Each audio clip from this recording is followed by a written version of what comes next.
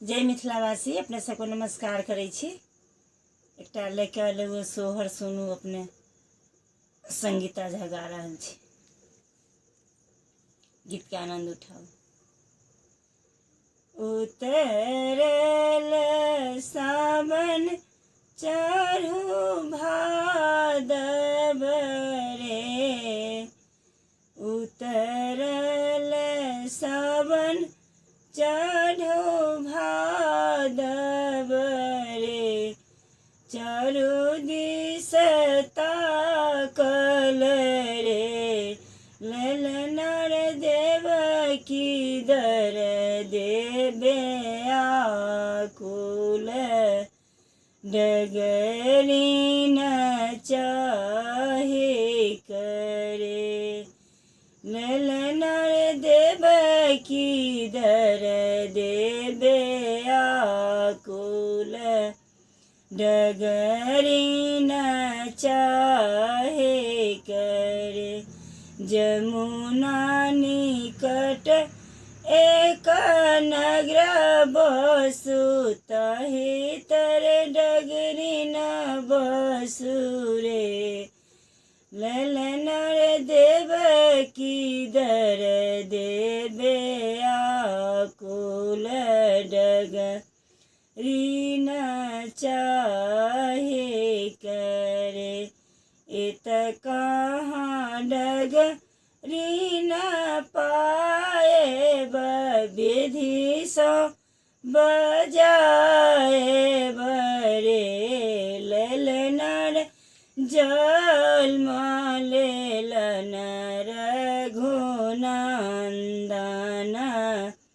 खुजी गेल बंधन रे, ललनार जन्म लेलन कृष्ण कंधैया के, खुजी गेल बंधन रे, ललनार खुजी गेल बजरी के बार, सब पहरो सोतल रे, सिर मुटुक कान कुंडल पहिरल पीताम्बर रे, सिर मुकुट कान कुंडल पहिरे ने पीताम्बर रे, ललनार से देखी देव की डेरायल के हन दैवा लिखल रे, ललनार से देखी देव की डेरायल के हन दैवा लिखल रे, सातम पुत्र दैवा देलनि, कंस हरि लेलनि रे, सातम पुत्र दैवा देलन, कंस हरि लेलनि रे, ललनार आठम पुत्र दैवा देलन,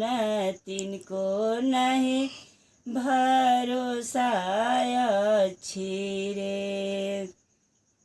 केहि जे सो हर गाओल, गावी के सुनाओल रे, ललनार केहि जे सो